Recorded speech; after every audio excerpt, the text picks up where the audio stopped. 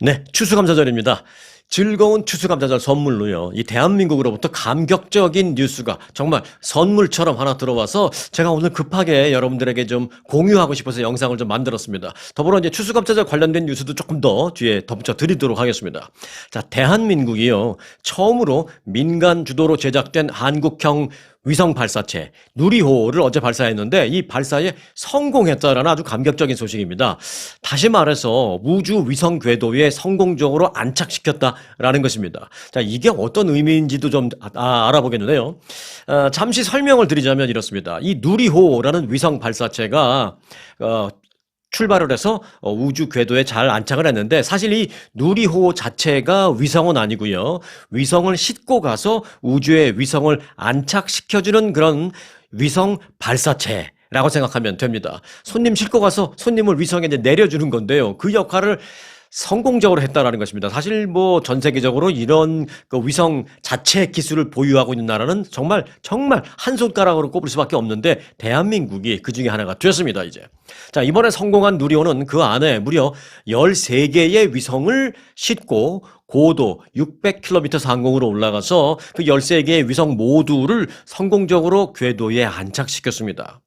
누리호는 한국 시간으로 이곳 추수감사절이라고 볼 수가 있는 27일 새벽 1시 13분에 지구에서 발사됐습니다. 전라남도 고흥에서 이제 발사가 돼서 1시 31분에 고도 600km 상공에 도착을 한 뒤에 가지고 간, 즉 싣고 간 13개의 위성을 모두 정상적으로 안착시키면서 발사 18분 만에 발사된 지 지구에서 한국 전라남도에서 발사된 지 불과 18분 만에 우주에서의 모든 임무를 성공적으로 완수했습니다. 참 그러고 보면 우주도 가려고 마음만 먹으면 뭐 1, 20분이면 이렇게 참 가는 겁니다. 18분. 이게 초속 1초에 한 7.5km 정도 속도로 올라간다라고 하더라고요. 자, 이번 누리호의 발사 성공은 한국에게 있어서 엄청난 의미를 갖고 있습니다.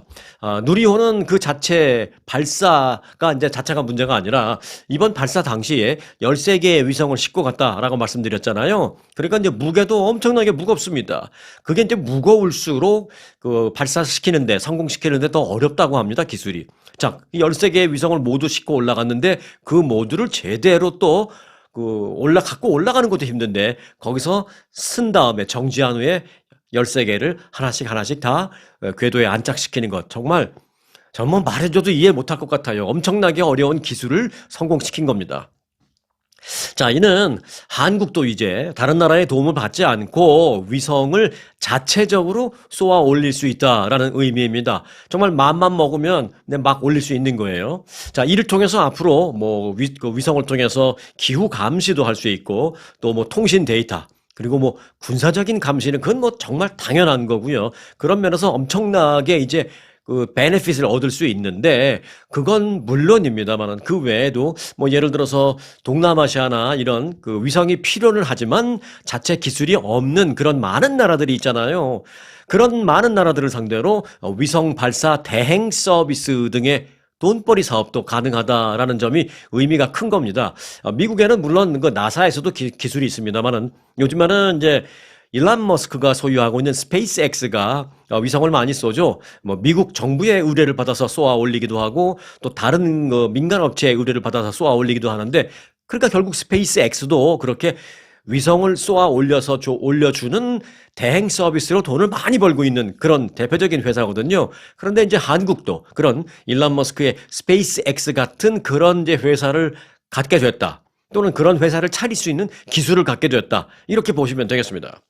한국이 어제 그 누리호 발사 성공을 이제 앞으로 돈을 더 많이 벌 수 있는 지금까지는 한국이 이제 돈 많이 버는 게 대표적인 게 무슨 뭐 반도체, 그다음에 자동차, 그리고 뭐 LG의 같은 뭐 TV, 또 세탁기, 냉장고, 또 삼성 전화기 뭐 이런 걸로 이제 지금까지는 돈을 많이 벌어서 세계 10대 경제 대국 안에 들어갔잖아요. 그 조그만 나라가. 그런데 앞으로 미래 먹거리가 뭔가 더 없는 거 아니냐라는 걱정도 많이 했는데 드디어 하나를 찾은 겁니다. 이렇게 위성 발사 대행 서비스도 할 수 있는 일론 머스크의 스페이스 X 같은 그런 기술을 또 그런 기업을 가질 수 있게 됐습니다. 이게 이제 한국 정부가 지금까지 이제 주도해서 연구를 했는데 어제가 이제 4차 발표였는데 발사였는데 이번 1, 2, 3차까지는 주로 이제 정부가 주도로 했는데 이번 4차는 정부와 그 한화 에어로스페이스라는 한화 항공 그 한화가 같이 민과 관이 같이 힘을 합해서 했습니다. 앞으로 이제 5차, 6차 발사가 계속 있을 텐데 발사가 진행될수록 점점 더 이 기술을 민간 기업 쪽으로 이관해서 이제는 민간 기업이 민관이 아니죠. 민간 기업이 이걸 더 주도적으로 할 수 있도록 그렇게 정부가 기술 이전도 하겠다라고 했습니다. 그러니까 다시 말해서 일론 머스크의 그 스페이스 X 같은 회사가 이제 하나 탄생하는 겁니다. 그게 한화 에어로스페이스입니다. 자, 미래의 먹거리를 또 하나 찾았다라는 생각에 너무 기뻐서 이 소식을 좀 여러분과 함께 공유하기 위해서 오늘 좀 급히 영상을 만들었습니다. 자, 감격적인 누리호 발사 성공을 마치 추수감사절 선물 같은 그런 느낌으로 제가 갖게 돼서 뭐 여러분들에게 좀 전해드렸는데 그런 김에 추수감사절 관련 소식 몇 가지를 좀 종합해 드릴까 합니다.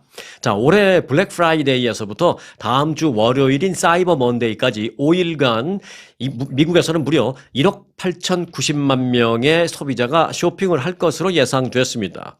그러니까 미국이 한 3억 조금 넘죠. 그런데 1억 8천 거의 2억 가까우니까 3명 가운데 거의 2명, 3명 중에 거의 2명이 다 쇼핑을 한다라는 것입니다. 큰 돈을 쓰든 뭐 적은 돈을 쓰든 다만 최대 매출이라는 그 전통적인 기대, 이 블랙 프라이데이가 1년 중 최대 매출이잖아요. 요 위켄이. 그런데 그런 기대와는 좀 달리 물가 상승 요인, 물가가 많이 올랐고 또 뭐 관세 등등 여러 가지 영향으로 인해서 이번 시즌에 그 대폭 할인이라는 것은 그렇게 예년 같지는 못할 것이다. 예년에는 뭐 50%도 우리가 별로 마음에 안 들었었잖아요. 뭐 70% 할인 요 정도는 해야 좀 움직일까 마음이. 그런데 지금 50% 할인하는 것도 쉽지가 않아요. 그래서 할인 폭은 예년보다는 그렇게 뭐 많지는 않을 것이다. 이게 대체적인 전망입니다. 자, 실제로 그 일부 그 할인은 눈에 띄고 있습니다만은 아마존을 봐도 뭐 할인하는 것은 눈에 띄고 있습니다만은 평균 소비자 지출 계획은 뭐 좀 다소 줄어든 경우도 많고요. 그리고 아마존도 대폭 할인이라고 해놓은 거 해봐야 up to 50%. 그래서 up to 50%에서 눌러봐서 가면 뭐 35% 할인도 있고 45% 할인도 있고 그중에 가끔 가다가 50% 할인. 그게 이제 업투잖아요. 맥시멈 50%. 그러니까 이게 할인 폭이 예년만큼 그냥 크지는 않다라는 걸 알 수가 있는 그런 상황입니다. 또 일부 판매자와 이 소매 업체들은요, 이 변화하는 소매 문화에 맞춰서 뭐 전략을 좀 달리하는 경우도 있습니다. 그런데 판매 전략을 달리하는 게 아니라 아예 이 블랙 프라이데이 때 문을 닫는 업체도 있어요. 희한하죠? 매상을 올려도 시원찮은데. 네. 대표적인 게 그 아웃도어 그 용품, 뭐 캠핑 용품, 캠핑 뭐 웨어 용품 이런 거 유명한 거 있잖아요. REI라고. 그 아웃도어 전문 매장인 REI는 오늘 추수감사절과 내일 블랙 프라이데이 이틀 동안 아예 미국 내 전 매장이 문을 닫습니다.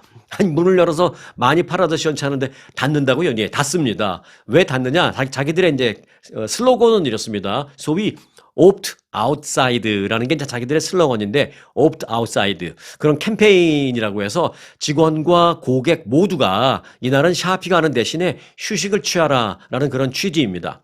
그런데 이제 일견 이해가 되는 면도 있어요. 왜냐면 이 REI가 주로 이제 아웃도어 용품이잖아요. 뭐 캠핑 용품, 뭐 낚시 용품 이런 거 많이 팔잖아요. 그걸 블랙 프라이데이나 이 연휴잖아요. 지금 연휴 전에 다 샀다가 이 연휴 때는 그걸 활용하는 그런 시간을 가져라. 뭐 일종의 이런 거죠. 그러니까 어찌 보면 이것도 자신들의 그 회사 매장의 어떤 특징에 맞게 하는 전략적인 캠페인인 건 맞습니다. 그러니까 이때 문을 닫고 우리도 문 닫고 우리 그 직원들도 다 놀러 가서 낚시하고 캠핑 가고 할 테니까 우리의 단골 손님들도 지금까지 산 걸 갖고 즐기세요. 밖에 나가서.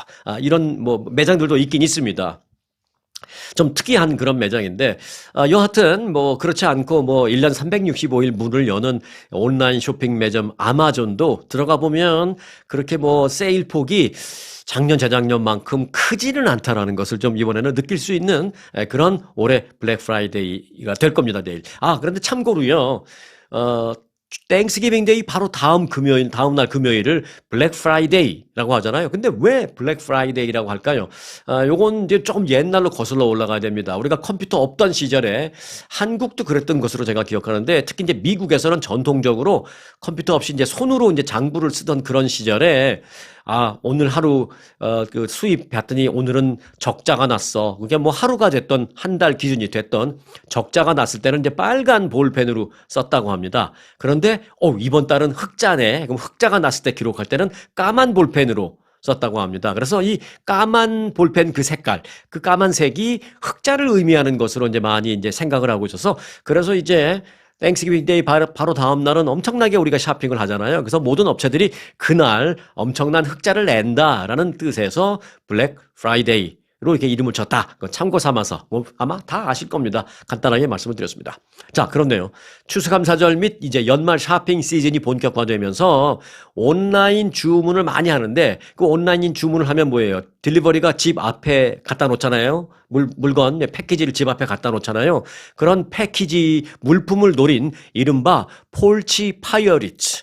폴치라는 것은 이제 집에 그 대문 앞에 요만한 공간, 거기를 폴치라고 하잖아요. 그 폴치에다, 그 공간에다가 이제 우리가 주문한 그 패키지가 딜리버리 오죠. 놓고 가잖아요. 뭐 우리가 몇 시간 뒤에 찾아올 수도 있고, 낮에 갖다 놨는데 귀가를 늦게 하면서 밤에 찾는 경우도 있고 뭐 그런데, 여하튼 그 문 앞에다 놓고 가는데 그 폴치에 딜리버리 되어 있는 패키지를 훔쳐서 달아나는 그런 사람들을 옛날에 뭐 해적이라는 표현을, 파이어리츠, 해적이잖아요. 그런 이름을 붙여서 재밌게 표현한 게 폴치 파이어리츠입니다. 그런 폴치 파이어리츠들의 소포 절도가 기승을 부리고 있어서 각별한 주의가 요망된다라고 이제 정부가 밝혔습니다. 올해 연말에도 이제 많은 피해가 예상되는 가운데 LA와 뉴욕, 시카고 등 대도시 권역들이 이 주요 위험 지역, 폴치 파이어리츠들이 기승을 부리는 지역으로 리스트업이 되었습니다. 보안 정보 플랫폼 세이프와이즈라는 곳이 있는데요. 이 세이프와이즈가 지난주에 발표한 그 연례 소포 절도 보고서에 따르면, 참 별 보고서도 다 있죠. 네. 문 앞에 놓여져 있는 소포 절도 피해 보고서에 따르면 전국 소비자들은 지난 12개월간 현관 해적, 이 폴치 파이어리츠에 의해서 약 1억 420만 개의 택배를 도난당한 것으로 밝혀졌습니다. 와, 1억 개 넘는 택배가 도난당하는 겁니다. 피해액은 무려 한 150억 달러에 달하는 것으로 집계되었습니다. 이 보고서는 이른바 폴치 파이어리츠 범죄가 가장 심각한 도시 지역 10개의 순위를 꼽았는데, LA 지역을 제가 이제 아무래도 LA 지역 바운드리에 사니까 LA 지역을 보니까 LA 그리고 이제 뭐 오렌지 카운티 이렇게 LA 광역 지역으로 꼽아서 보니까 한 전국에서 7등입니다. 7등. 악명 높은 7등. 그러니까 피해가 많기로 유명한 7등이 LA 지역이었습니다. 그리고 이걸 그 건수로 보니까 지난 1년간 무려 427만 9천 건의 피해가 LA 광역 지역에서 발생했습니다. 요게 이제 피해 액수로 따지면 한 1억 5천만 달러 정도 피해액이 된다라고 합니다. 그래서 이제 LA는 올해 처음으로 이제 탑 10 위에 올라가는 불명예를 알았는데, 1위는 어디냐? 가장 불명예스러운, 내가 온라인으로 물건을 시켰는데 소포가 딜리버리가 됐는데 퇴근 후에 가보니까 이미 없어졌어요. 그런 피해를 당하는 가장 악명 높은 도시 1위는 시카고 광역 지역이었습니다. 시카고를 중심으로 그 바운드리 넓은 지역. 그리고 2위는 뉴욕 지역이었습니다. 아무래도 좀 복잡한 도시가 조금 더 이런 피해가 좀 많은 것 같습니다. 전체 주별로 따지니까 또 요건 또 캘리포니아 주가 1위예요. 주별로만 보면. 자, 그런데 온라인 설문조사 결과 미국인의 거의 한 절반 정도가 과거 소포 절도 피해를 한 번 이상은 당한 경험이 있다라고 답했습니다. 한 번 이상 피해 경험을 응답한 사람이 46%에 달했습니다. 1년에 2번 이상 당했다라고 답한 사람들은 32%에 달했습니다. 피해를 당한 적이 있다라고 답한 응답자 가운데 30%는 분실한 소포 중에 내가 오다 한 그 물건의 값어치가 500달러 이상짜리였다라고 답한 사람들이 30% 넘는 것으로 밝혀졌습니다. 그러니까 이제 그 도둑들도 아는 거예요. 그 절도범들도 딱 보면 아 저거 물건 돈 좀 나가는 거다. 그런 거 위주로 이제 훔쳐가죠. 무슨 서류 같은 거는 이제 잘 안 가져가는 모양인데 여하튼 뭐 귀신같이 어떻게 알고 이제 비싼 물건들 막 훔쳐가는 그런 경우가 많이 있습니다. 그래서 여러분들도 비싼 거 무슨 컴퓨터나 이런 거 오더할 때는요. 그 딜리버리 올 때 좀 집에 계시는 게 좋고요. 아마존 딜리버리 하는 사람들 보니까 어떤 사람들은 놓고 그냥 가지만 어떤 사람들은 놓고 띵동 벨을 눌러주고 가는 경우도 있어요. 누르면 바로 나가서 이제 갖고 와야 되고요. 또 그것도 시원치 않은 경우에 또 내가 퇴근을 너무 늦게 한다든지 아니면 내가 뭐 하루 이틀 집을 비울 것 같다 그러면 아마존 그 픽업 사이트로 딜리버리 하게 그렇게 해놓고 내가 나중에 그 픽업 사이트 가서 받는 픽업하는 그런 걸 선호하는 사람들도 있습니다. 그러면 안전하기는 하죠. 네, 그런 방법으로 하여간 피해를 예방하시기 바라겠습니다. 자, 그런데 또 올해는 또 이 그 딜리버리 돼 있는 패키지를 도난당하는 그런 피해뿐만이 아니라 내가 온라인으로 쇼핑을 할 때 온라인 쇼핑 사기 또는 내 정보를 해킹당하는 해킹 피해 이게 또 증가하고 있다는 경고가 나왔습니다. 자, 퓨 리서치 조사 결과 미국 내 성인 약 3분의 1 이상이 온라인 쇼핑 사기 피해를 당한 적이 있다라는 것입니다. 내가 온라인 쇼핑을 한다고 어디 들어가서 했는데 이게 완전히 잘못된 엉뚱한 사기꾼들이 만들어 놓은 사이트에 가서 쇼핑한 거예요. 돈만 주고 끝난 거죠. 온라인 쇼핑을 적지 아니하는 그 한인들의 피해도 많이 발생하고 있습니다. 실제 예인데요. 이건 한인, 40대 한인 직장인 김모 씨라고 있습니다. 이분은 한 온라인 사이트에 평소 자기가 찾고 있던 전자기기가 싸게 나온 곳을 찾았어요. 오! 딴 데보다 딴 때는 막 5%, 7%밖에 세일을 안 하는데 갑자기 35% 세일한다 그래갖고 내가 찾던 게 이건데 바로 이거야 하고서 들어갔습니다. 그래서 연말 선물용으로 구입을 결심했습니다. 판매자는 시중가보다 한 35% 이상 저렴한 가격을 그 사이트에서 제시를 했고 그래서 김 씨는 즉시 이걸 결제했습니다.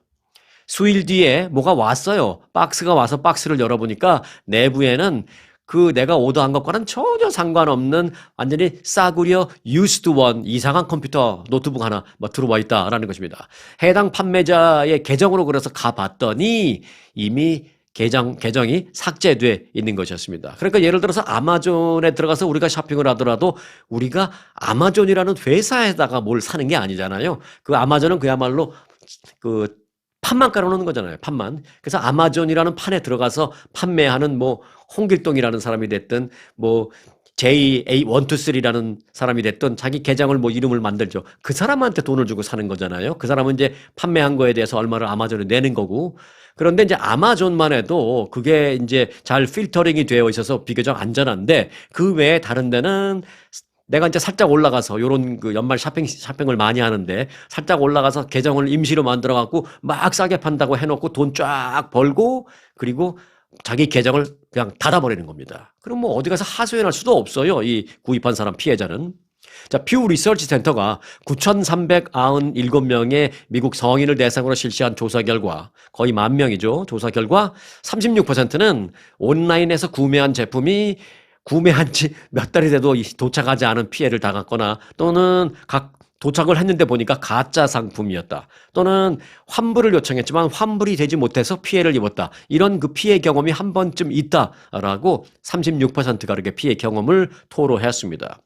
특히 12%는요, 이런 문제를 그 최근 1년 안에 경험했다라고 답했는데, 이제 인종별로도 이거 조사를 한 게 있는데, 에이시안 피해자들은 한 35%, 그러니까 에이시안만 놓고 본다면 100명 중에 한 35명 정도가 피해를 봤다라고 답했고요. 또 이제 전체 평균은 36%였으니까 아시안 피해율은 뭐 비슷한 거죠. 오히려 뭐 한 1%포인트 낮은 겁니다.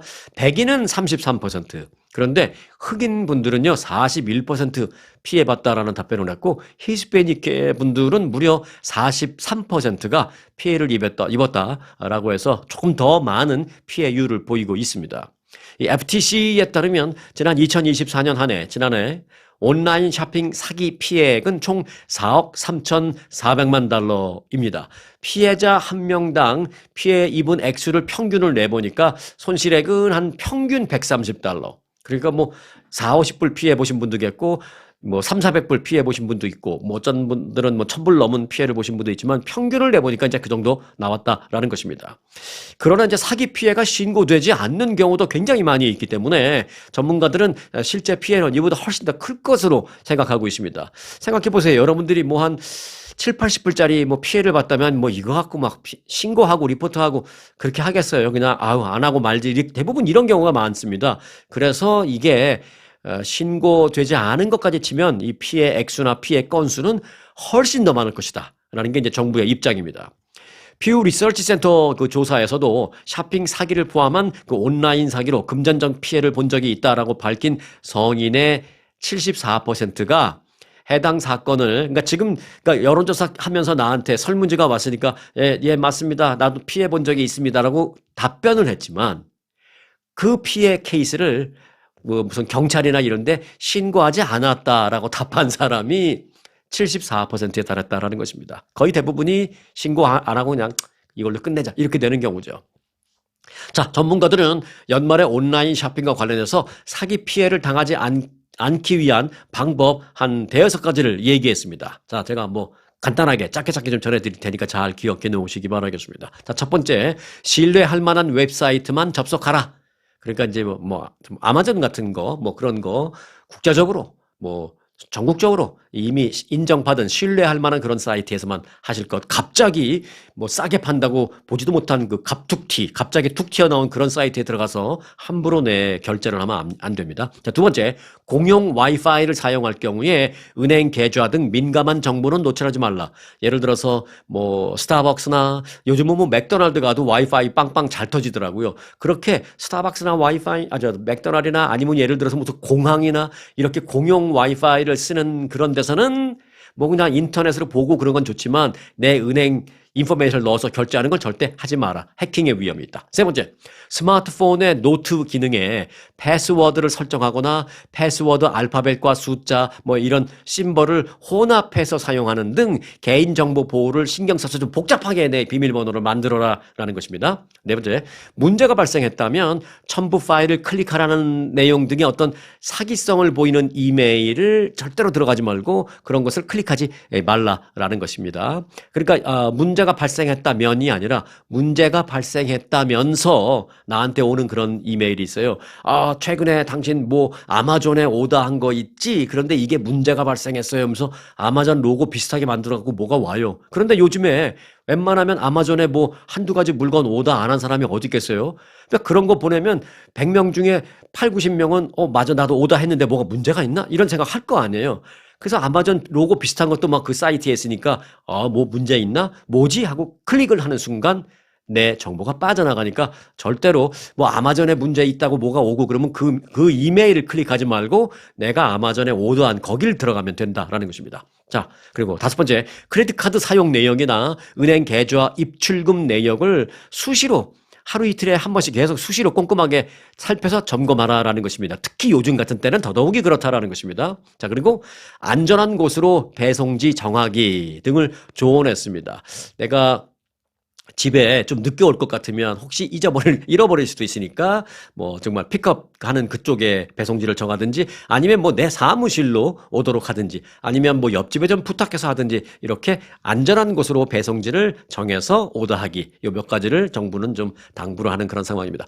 실제로 아마존은요 이제 내일 그 블랙 프라이데이 세일 시작하기 직전에 사용자들에게 보안에 주의를 촉구한다라고 홍보를 하고 있습니다. 지금 그 공식 아마존 그러니까 뭐라고 홍보하고 있냐면 공식 우리 아마존 사이트가 아닌 소위 짝퉁, 가짜, 사이비 사이트가 기승을 부리고 있기 때문에 주의하라라고 지금 아마존이 홍보하고 있습니다. 늘 아마존에서 쇼핑을 하는 어떤 프라임 멤버라면 뭐 받아놓은 앱이 있으니까 그 앱을 통해서 쇼핑을 하면 되지만 혹시 이제 이메일 같은 걸로 무슨 프로모션이 있다면서 무슨 대폭 할인 행사가 있다. 블랙 프라이데이 맞이 75% 할인 막 이런 거 있다고 막 무슨 이메일 같은 거 이렇게 오는 그런 게 있다면 그게 이제 아마존처럼 보이게끔 이렇게 뭐 로고 비슷하게 해서 오거든요. 그런 거 절대 클릭하지 말라라는 것입니다. 아마존은 그런 프로모션 행사가 있다고 개개인에게 이메일을 개별적으로 보내지는 않습니다. 라고 아마존은 그렇게 얘기했습니다. 다시 한번 주의를 여러분들에게 당부를 드리겠습니다. 자, 트럼프 행정부는요, 오바마 케어 보조금을 1년이 아니라 2년 연장하는 법안을 검토 중이다라고 발표했습니다. 제가 어젠가요, 그젠가요, 그 1년 연장하는 그 검토 중이다. 1년 오바마 케어 보조금 지급하는 것을 1년 또는 6개월 연장하는 것을 한번 검토 중이다. 이게 이런 얘기를 해드린 적이 있는데 어제 막 들어온 최신 그 뉴스를 업데이트해 보니까 아예 2년 연장을 검토하고 있다는 것입니다. 그런데 여긴 또 좀 장단점이 있어요. 장점은 1년이 아니라 2년이라는 거고요. 단점은 자격을 좀 요건을 강화시킨다라는 것입니다.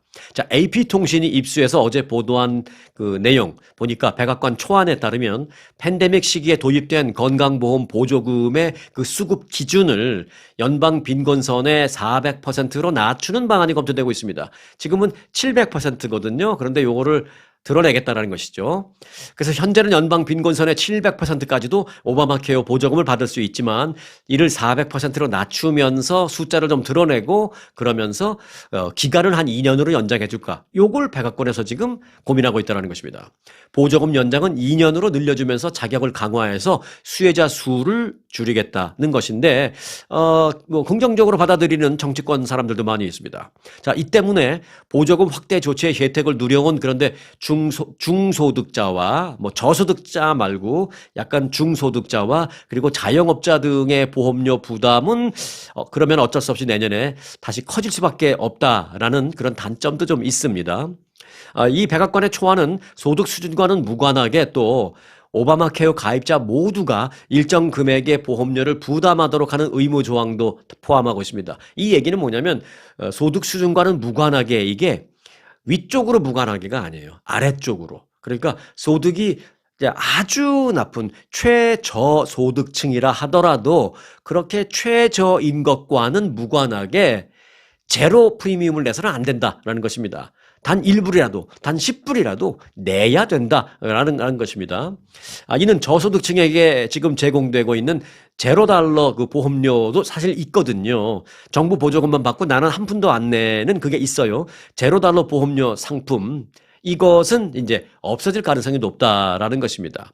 공화당이 제기해온 얘기입니다. 이거는 공화당은 무상 플랜, 즉 $0 플랜은 사기와 낭비를 유발한다라는 문제 제기를 반영하고 있다라는 것입니다. 돈만 받고 가입 안 하고 이걸 내가 쓰는 그런 그런 사기도 있다라는 것이죠. 그래서 이제 아예 1불이든 10불이든 본인은 내야 된다라는 것입니다. 아무리 소득이 적어도. 오바마 케어 조항 그 연장은요, 이 보수 진영에서 강한 반발을 지금 뭐 불러오고 있긴 합니다만은, 요즘 지금 제가 말씀드린 이런 전제 조건, 더 자격을 강화하는 이런 조건 등등이 이제 같이 그 첨부가 되니까 공화당에서도 반대해서 찬성으로 돌아서는 사람들이 좀 늘어나고 있습니다. 그래서 상당히 지금 현실성이 있는 아이디어로 떠오르고 있습니다. 뭐 일부 민주당 의원들 역시 뭐 당연히 찬성하고 있어서 조금 지금 말씀드린 요 아이디어는 공화 민주 양당의 협상 가능성이 상당히 높은 그런 아이디어입니다. 이번 오바마 케어 조항 2년 연장 그리고 자격 강화 조건 요거는 이 보수 진영에서 조금 반발만 좀 누그러진다라면 타결될 가능성이 매우 높습니다. 자, 이달 초에 정부 셧다운 종료에 찬성표를 던졌던 민주당 의원, 그러니까 민주당 쪽에서 봤을 때는 약간 배신자 같은 그런 그 모양새긴 하죠. 공화당이 하나도 양보하지 않았는데 민주당에서는 이대로 가면 우리 모두가 다 힘들어지니까 우리가 민주당을 좀 양보를 하더라도 일단 공화당을 찬성해서 일단 정부를 열고 보자. 약간 그런 생각을 하신 분들이 민주당에서 한 20여 명 찬성표를 던졌습니다. 그중에서 매기 하산이라는 연방 상원 의원이 있는데요. 요 아이디어가 협상의 출발점이 될 수 있을 것 같다. 뭐 이런 평가도 했습니다. 그리고 같은 민주당의 젠 샤힌이라는 상원의원도 대통령이 진지한 제안을 검토하고 있다니 정말 다행이다 라면서 희망적인 반응을 보이고 있기도 합니다. 자, 모쪼록 서민들의 부담을 덜어주지는 못할 망정 지금보다 2배 이상 그렇게 폭등되는 프리미엄 월 보험료가 지금보다 2배, 많게는 뭐 3배까지도 될 수 있다고 하죠. 2배, 3배 폭등하는 그런 부담이 가중되는 그런 사태까지는 최소한 발생하지 않도록 추수감사절 선물 같은 정말 좋은 아이디어, 좋은 정책이 빨리 결정돼서 추진되기를 바란다라는 말씀을 드리겠습니다. 자, 오늘 영상 마치겠습니다. 즐거운 땡스기빙 데이 되시기 바라겠습니다. 고맙습니다. 아주 특별한 아주 즐거운 아주 기분이 좋은 아주 편안한 아주 행복한 아주 추억의 남을 같은 코스 같은 일정이라도 추억은 차이가 납니다. 고객 만족도 1등 아주 투어. 내 인생 최고의 순간 1등 여행 아주 좋은 아주 투어 아주 좋은 213-388-4000